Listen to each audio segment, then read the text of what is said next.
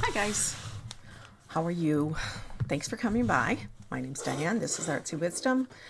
Today I'm going to do a few political readings, pull some cards probably, but this mostly in my meditation. If you haven't been here before, I meditate before I jump on here and share with you what I see. Some of it's silly, some of it's serious, some of it's dessert related.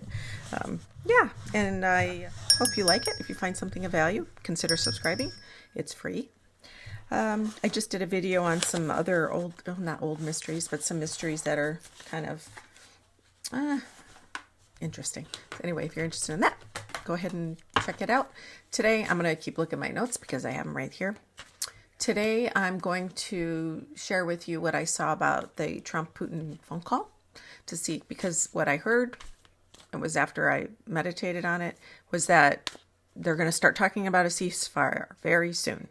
And they were on the phone for 2 hours. So I'll tell you what I saw with that. I also wanted to share, somebody had asked about how John Wilkes Booth and the Confederates feel about how under Trump and the Project 2025, their view of, they finally succeeded or something. The funny thing is what gave me a lot of information, was Robert E. Lee, General Robert E. Go figure. Anyway, I got into his energy. Also, Kash Patel is saying he's going to close the Washington, D.C. FBI headquarters.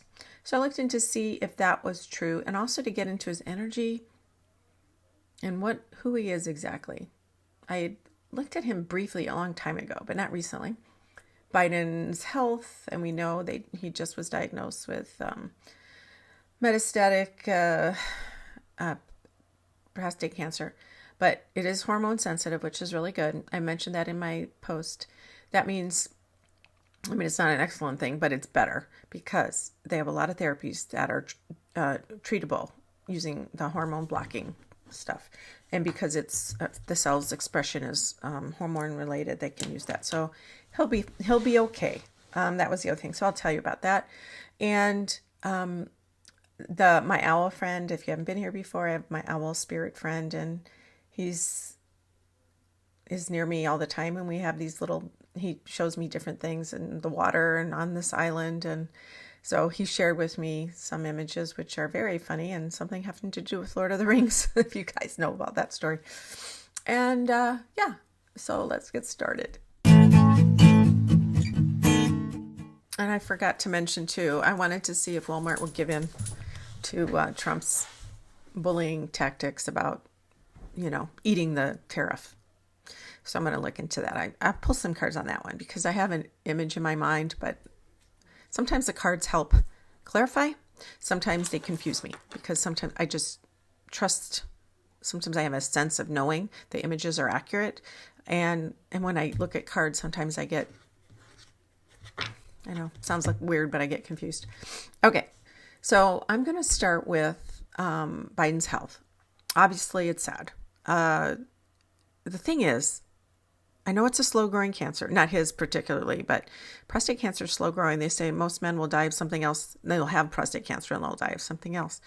So they have the test. I forget the particular test that they take, most men that are older, to see if it goes up, because if it goes up, it means you might have prostate cancer, and then they do further testing. But I am really surprised they didn't do that for him. But I guess when you get to be a certain age, you can not have it, or you can request not to have it. So I don't know if that happened, because I saw a doctor on CNN saying he most likely had this for years, maybe even a decade at least, because this is this doesn't happen overnight, not within the last 6 months or even a year ago. So he must not have had the test. And I find that interesting. It also goes to the point of trust. What else weren't they saying? I've had some comments. You guys, some of you are just, I don't know what you think I think about Joe Biden, but I love the man. And I'm not pro-Trump, but I am also pro-honesty and pro telling you what I think is accurate. So take it or leave it. I think there's some issues with what we were told about his health, his mental acuity, and I think it wasn't helpful in the long run for the democracy or Democratic Party. And I don't know who would be in charge of that. I feel like he would be the buck stops here kind of thing. I don't think his advisor would push him, but I think there was some issues there, unfortunately. I don't think it would have changed the outcome of the election. I mentioned this before. I think even if he ran, I think Trump would have won, only because there's a lot of other mitigating factors, and not because I don't love Joe. Again, I love him, and he's done so many great things for our country, and he's served us well, and he saved us in the last 4 years before the orange knucklehead came to be in the office. Anyway, I think he's going to be okay. They're going through treatments, and I think it'll probably be a combination of these different therapies to reduce the size of the lesions, and maybe he'll have his prostate removed or something, maybe down the road. All right, Kash Patel. So I tried to get into his energy, and he was resistant. A lot of times people are just like, yeah, come on in. I'm happy to share with you whatever I got. If they're here or they're on the other side, it doesn't matter. But for him, he was resistant. And I felt a sense of wildness within him. And I know he is he is a conspiracy theorist. He's all about the deep state, and he's trying to eradicate it from all the FBI agencies. But there's it's beyond that. It's, he's just I feel like he's going to have a heart attack, that kind of vibe. Like, you're stressing me out, dude. It's a lot. And, he won't let me in. And then I saw him like rocking, a person's very stressed and they rock themselves, well, usually it's this way, rock like a baby. But for him, he was doing this, like he was doing some sort of motion where he was rocking himself. So that showed me that he is trying to calm his nerves. I think that's what that means. I asked him about, conspiracies and stuff like that. And he totally is in that world. He was like, yeah, absolutely. And I feel like he's wild in the head. That's what I told you. And the reason he wants to close the building is he says he wants to save money. I don't trust it as far as I can throw, him. And I also know that there's some sort of probably plan for some sort of building, changes where somebody's going to buy the building, and because it's in really good position in real estate, it's between Capitol and White House. So there you go. But I also think he believes if he separates everybody, they won't be able to form alliances or continue their alliances or create the mutiny that he imagines this deep state is doing against his boss. And he also wants to make it lean. But I feel like right now he hasn't found any dirt. He can't find any dirt. He's still asking his agents or whoever to investigate as much as he can to find that dirt. He wants people digging hard and getting under there. So he's still got a group of doing that, dedicated to just finding dirt, or who's a Democratic, who voted, who donated, who's allegiant to who, and yada, yada, yada.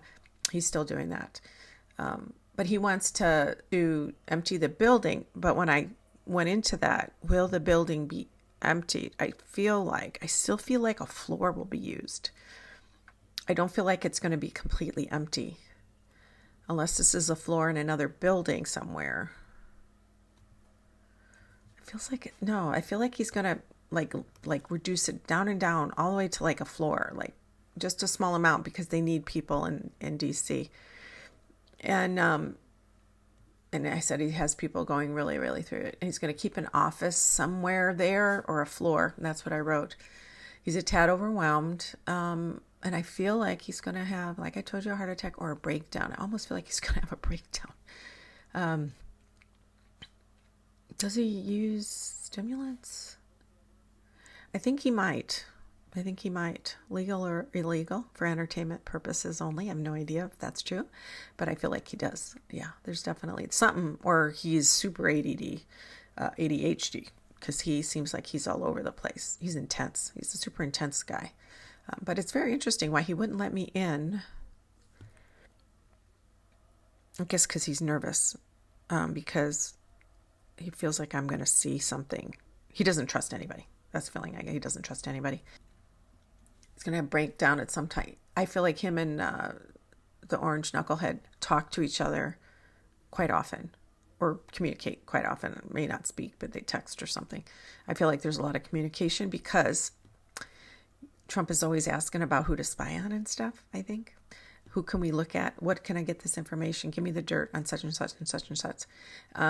And the other thing I got was that I don't know about his history, his family of origin, but something about daddy issues. He's got some serious daddy issues. And I think he looks like Michael Cohen did as the orange knucklehead, as some sort of father figure.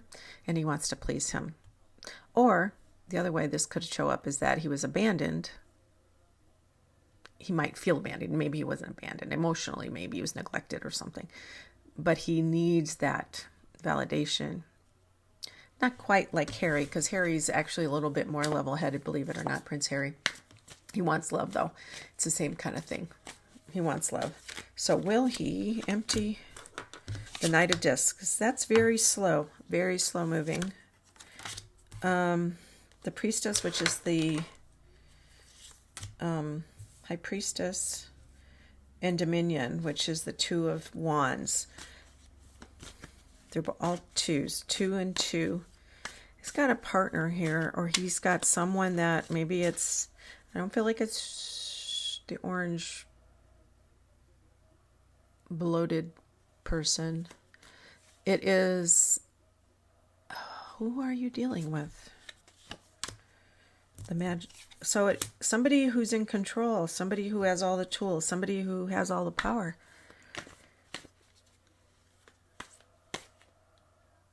It's somebody in the government. It is Trump, but it feels like somebody else that's in there, but not exactly him. Somebody that, it's something behind the scenes. One of these, not private equity firms or something like that, or somebody in the Senate or the Congress, or somebody in the government that he knows that, and maybe it's that Pam Bondi? No.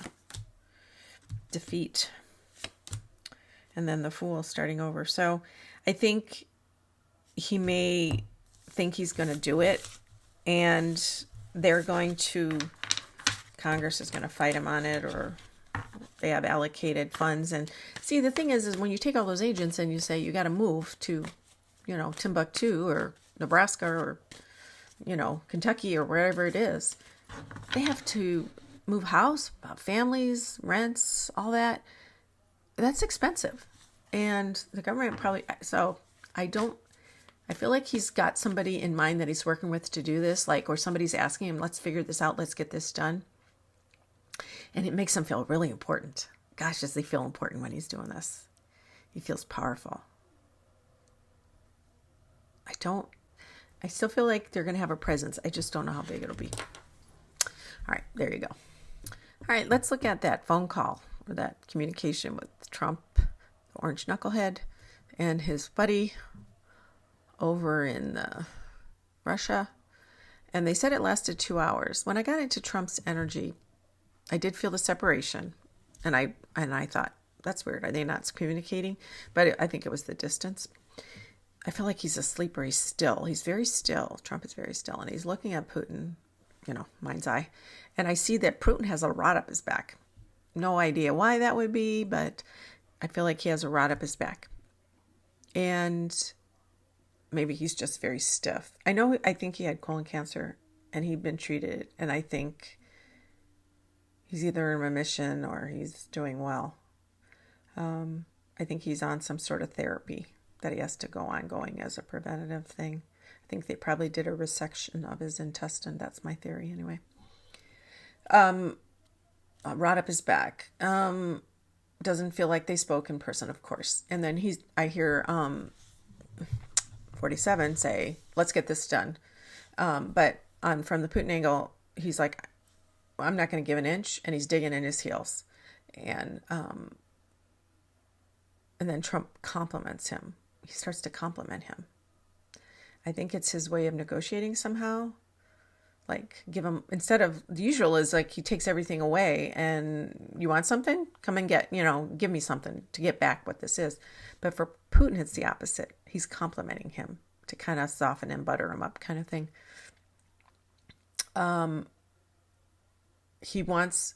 wants to get at some sort of, the reason he would agree to something, he's digging in his heels, but it's something about natural resources. He really wants something about natural resources. I don't know if it's an agreement that Trump will say, well, if we get them, we'll sell them to you, or vice versa, or whatever it is. Or they'll have an agreement where they'll have a co-mine where they'll dig some out and some will go to Russia and some will go to the States, because Ukraine has a lot of natural resources that the world needs.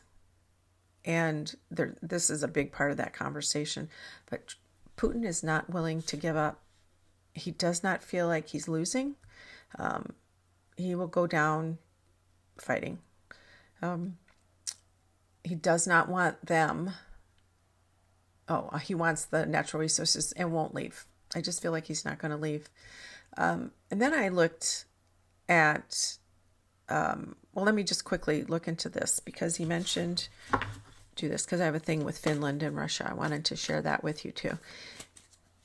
Will Putin and Ukraine have a ceasefire? I know they went back to the table in Turkey. Maybe. Yeah, maybe. But I know they just bombed a bunch or sent drones over, and Russia did, into Ukraine. Yeah. 30, 45 days. Peace. Oh my gosh. Peace. This is also, is it a truce card? Ace of Cups. Lovers. Knight of Discs. Yeah, I think they might have a temporary ceasefire. And then they'll agree to come back to the table maybe to discuss further agreements.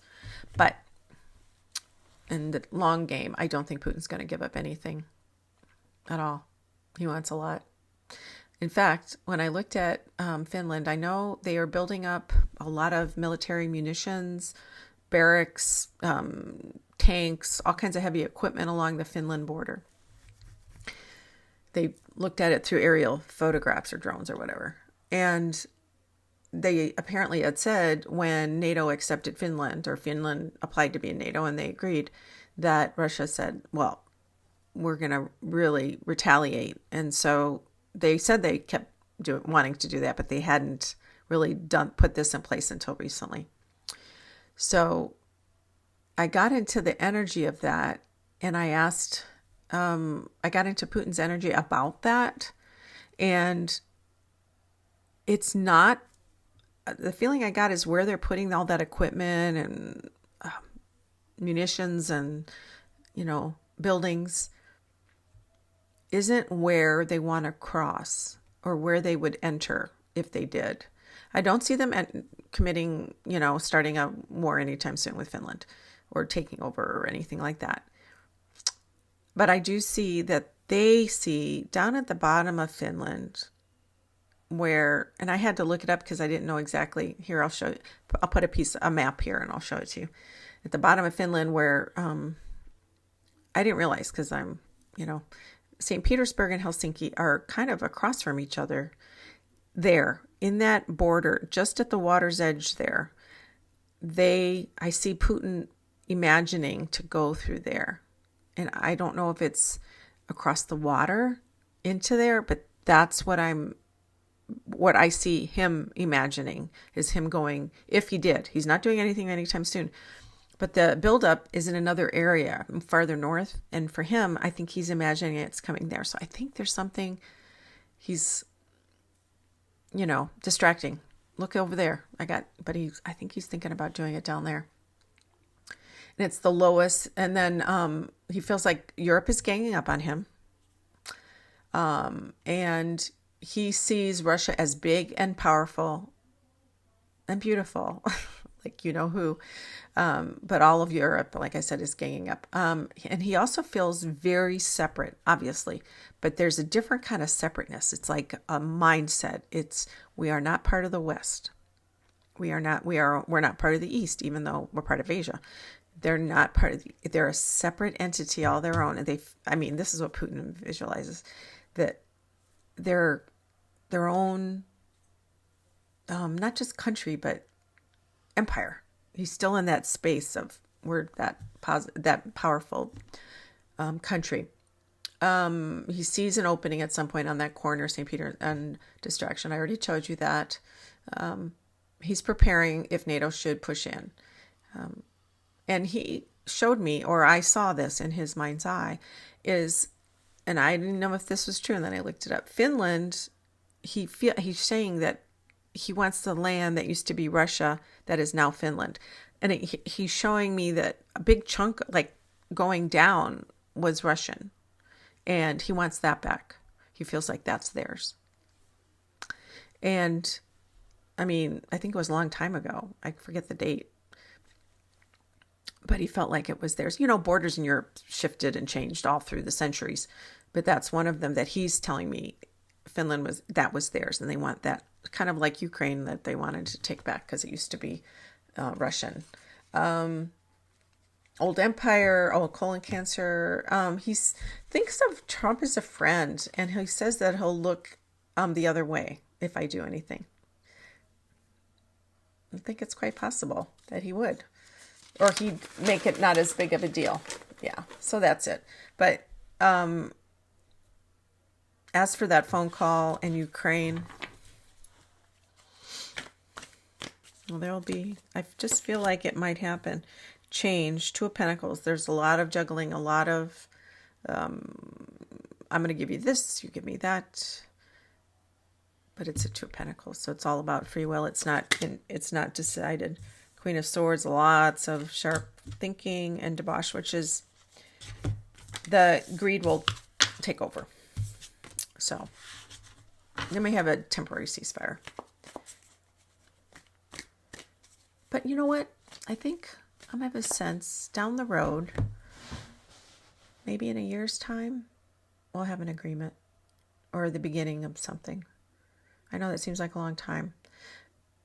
It's not about the war, but what I mean is I'm thinking about a treaty or an agreement on natural resources with Ukraine. And I think it's going to happen. I know. More power to him if he can get that done. Okay. I was looking at the Confederates for that purpose of looking into John Wilkes Booth. And he'll be up here in a minute. But what I first came to me, is General Robert E. Lee. And the thing is, his soul, I felt, it was so far away for me to tune into, but I don't know why he came to mind right away. Maybe because he was such a figurehead during the Confederacy and during the Civil War. But I felt like he was long gone in his soul. He's had many lives, lots and lots, no grudge. And I saw him at the corner of the heavens, far, far away. So this could be related to him having to heal through maybe some incarnation that he's had recently. I saw him as, one of those Asian street food vendor people that they make really fast food and they're always on videos and stuff and people eat them. I saw him as that. But his soul is far, far away. It's very strange. So I think he's separated himself like in pieces. And I know I've talked about this before. Some souls fracture and they can stay in one location with one person or the beach or the rocks or the trees.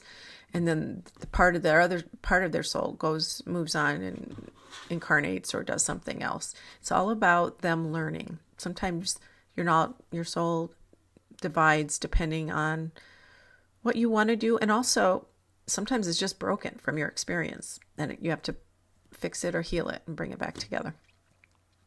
There's a lot of people that have been like that, but I'm not going to get into that right now. But, and if you guys are interested, I do past life hypnotherapy. I do it remotely. And there's a link I also do other, I have other personal readings that I can do if you guys want to look at my description box and subscribe too. If you don't mind, that would be awesome. So Robert E. Lee, past lives he had many, no grudges. I asked him what he wanted us to know or about him and his experience. And he said, I learned a lot about men's fortitude and strength during duress and tough times.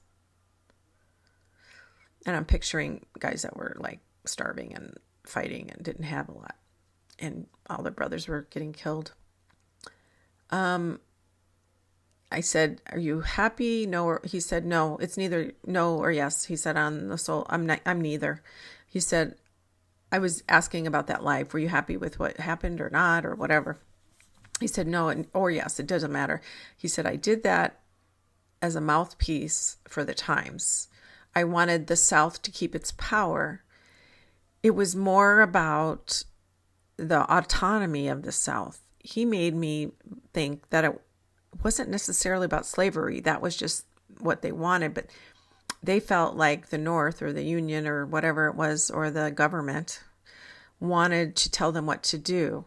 And they had been doing their own thing for whatever, 100, 200 years.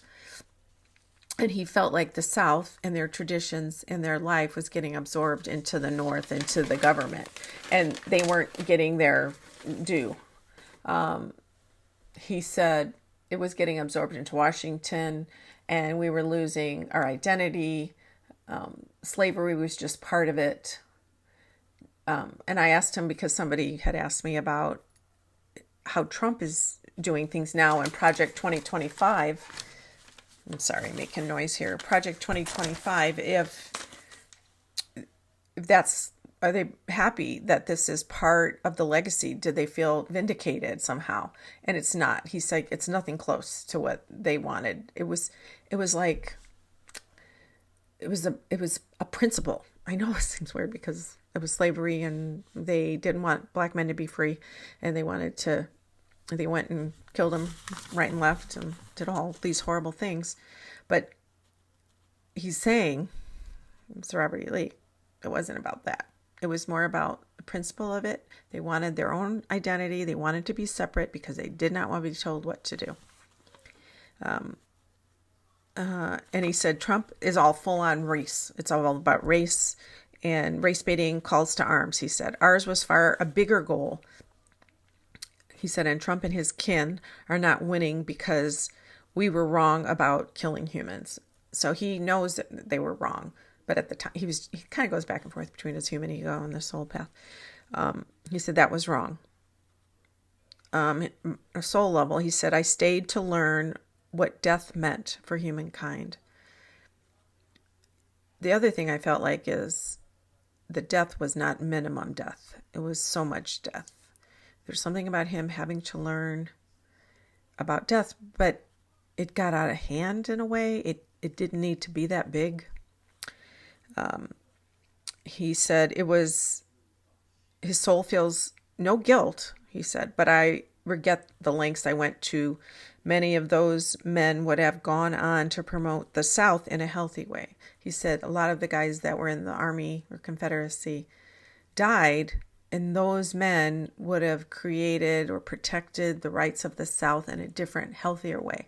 But at the time, they just wanted to fight, and, their testosterone took over, and we are better than everything, and we need to win. But he's saying all those really smart men there could have created a new partnership with the North. It could have been different and healthier, and he regrets that. He said that could have changed the direction of the country. He said violence is never the answer. He said Trump is about brown versus white. And he said we wanted economic autonomy to keep our money. I don't know how accurate that is, guys. I'm not a history buff or anything. I'm just telling you what I got from him, And then, so then I'm going to end with this other thing I'm going to tell you in a second. But then I asked John Wilkes Booth, Project 25. I got the energy. That guy was another one that was like wild, and he thought he was doing the right thing. He absolutely believed by taking Lincoln out, he thought he was doing the right thing. And he said, damn right, 2025, damn right, the way things are going right. And it's funny because I feel like he's still ignorant. He remains ignorant. But on the soul level, I know this sounds weird. How could at his death, he remained ignorant? On the human level, at his death, he didn't go, oh, I shouldn't have did that at the end. No, he remained defiant. I feel like that's my energy. But on the soul level, after he passes, he telling me that life was about power, impulse, and I saw him as a king in a past life. And then a king or somebody powerful. And then I saw him as John Madden. So, I don't know. Go figure. Maybe because John Madden's a big guy, but he was in control and he knew, he had his my way or the highway. I don't know. It's so weird. Funny how these things come up. And then, so the other thing I got, so this is really interesting. So I'm talking to Robert E. Lee and everything. And then I get Emerson, Lake and Palmer, the words. I was like, was there a person? Emerson, in the Confederacy? I look it up. No. And then I saw the song, The Beginning, by them. And I felt like that's where I was drawn to. And I listened to it. And I don't think I can put it on here because of the music rights. And I don't have thousands of dollars to do that. But I will put the lyrics at the end of the video. And I will also give you a link to the video so you can click on it and listen to it. The lyrics are fascinating because Robert E. Lee was telling me about having regrets about the different things in his soul level, but also it's about us, what we're learning, why we're here. We choose to be here when we're here. I don't know. You guys tell me what you think in the comment section. Listen to it. It's not that long of a song. It's an old song from like early 70s, but fascinating. It's all clear, and it's crazy that it's just weird how I get goosebumps when that stuff happens. All right, Walmart. Will they change their tariff or they're raising their prices policy? Will they? Death.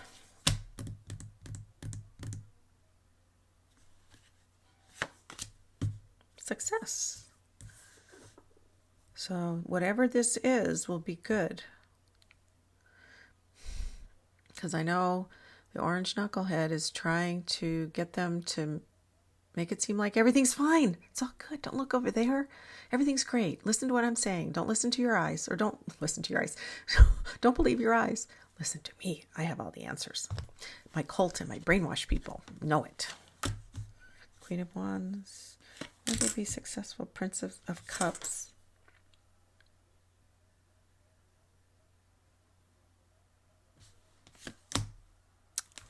Love. Yeah, I think Walmart might give in for a little bit.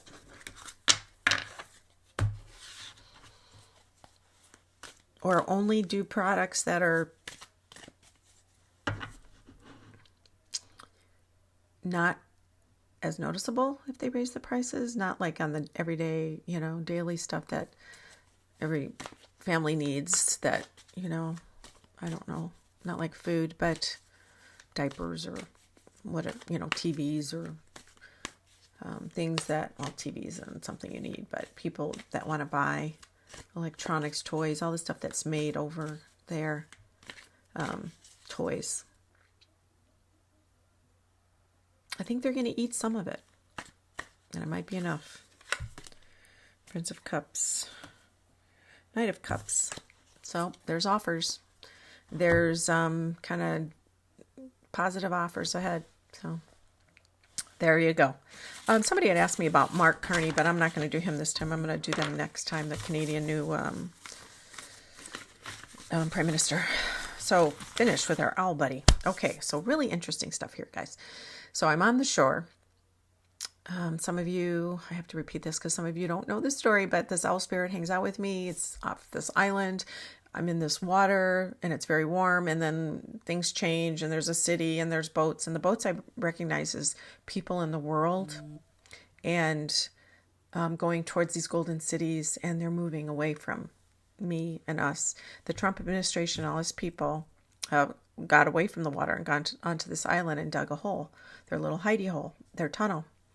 And I'm with my owl spirit, and he's been hanging out with me, and he's very large, keeps me safe, and he's always giving me information. And last time I saw the orange knucklehead and Stooges type fight, hitting each other over with stuff and wrestling.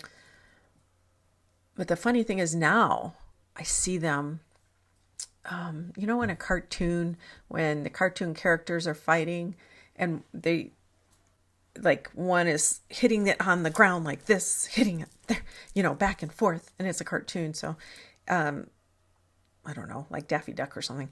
And that's the feeling I get is they're doing that to Trump. He's being whacked, whack, whack, whack. And that's his Republican Congress people, his administration, not so much his administration.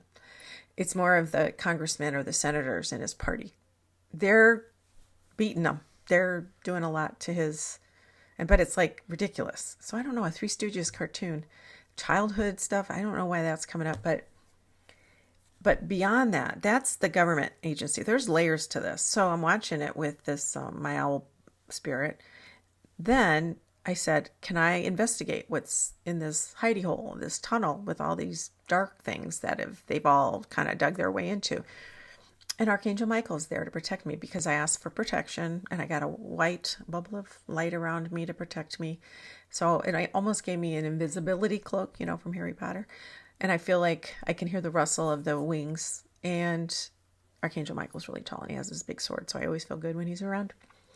So we go there, and island itself, it sounds kind of gruesome, but it's almost like I'm lifting a layer of skin underneath this sand, and I'm lifting it up.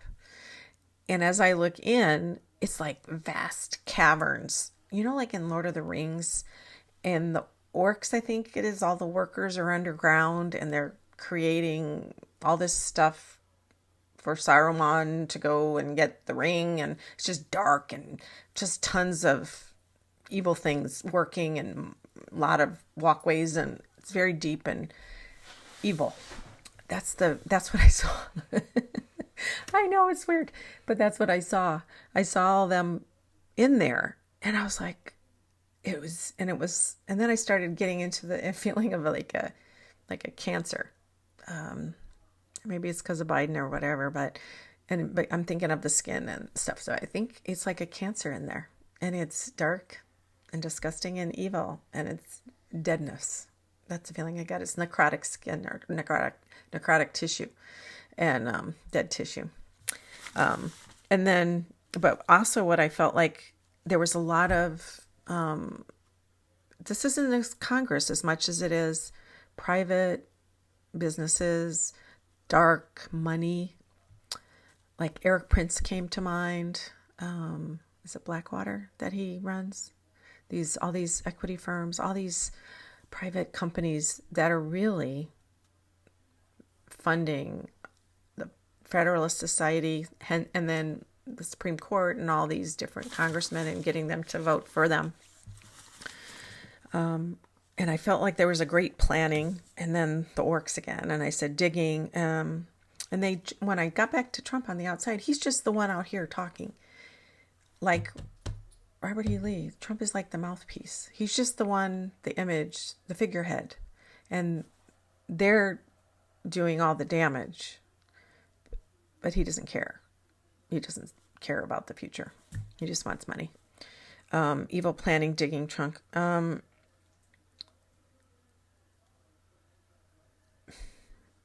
The Republicans. Trump is the mouthpiece for the Republicans. The Republicans, they have to maintain power, and they're like the protecting wall outside of this hidey hole and all this disgusting necrotic, the hole underground with the Orcs, and then I'm putting the mind of Lord of the Rings and Sauron and trying to fight good versus evil, that whole thing. And it's really hard. I don't know if you guys watched the very long Lord of the Rings. It's a long movie. It's several movies, and it's exhausting. So I feel like that's what's going on in there. So then, guess what? In the past, General Schwarzkopf came and I talked to him. And it told me in the past that we need to do everything dirty we can just to learn, because they're fighting dirty. We have to fight dirty too. So he's showing me we've got to like get in there and dig them out, like fight like hell to get them out of there. And then George Washington, I asked, because I've talked to him before, and he's also used to be like, he's more timid about all of that, but now he's like, we need to scrape that sucker clean, get that necrotic tissue, all that deadness, all that evil, all that stuff out of that hole. And also Archangel Michael with his sword, I can feel like a scraping. I know that sounds gross, but I feel like a scraping of all this deadness coming out, and beyond it or under it is all this red blood, clear flesh, but it was clean. It was clean. So I kind of worked on that to kind of get that cleaned out. It cleaned out in the back, but not in the front. So there's still something there, but I felt really good. We really worked hard at it to get it cleaned out. Let me see. Yeah. And the red below it, like a wound. And I asked my old people also, Ulysses S. Grant, I asked him, and he's showing me that you could cut off everybody's head with sword. And then Henry VIII, he's like, oh, dump acid in there. Just kill them all with acid. Because, that's what they did back during the Middle Ages, I guess. And so I did. And not the acid part, but I cleaned it out. And I said, thank you. And as it was in the beginning, is now, and ever shall be. So it is. Yeah. And I felt, it's funny, it's just so many layers. It's the Congress and this deep money, dark money. And there's Trump and his grift war, his grift deals about taking planes and making crypto money and all these different resources, channels. And then I'm picturing the American people and the government. It's like we're oblivious. We're just living our lives believing democracy works, and we hope it does. And will it be okay? And are they going to destroy it brick by brick? But it's funny. They don't want to destroy democracy. They just want to make money and do things behind the scenes to maintain power, to do that. Democracy may be the collateral damage. That's the thing. So I think they need the structure of our government to continue this. So that I got from that too, which is weird. But let me pull a card. Let's just see. Democracy. Is it going to be okay? I do feel like it's going to be okay. I'm just telling you what I got. I do feel like ultimately it's going to be okay. Abundance. 3 of Cups. Everybody, it's going to be okay. Yeah, that's the feeling I got. And that one flew out. So let's end on that. Hope you guys do well in the next weeks ahead. And it's very cold and rainy here. Cold day. And it's their Victoria Day weekend. So it's a holiday. And unfortunately, some people can't enjoy it. It's too cold outside. But anyway, take care, you guys. Till next time.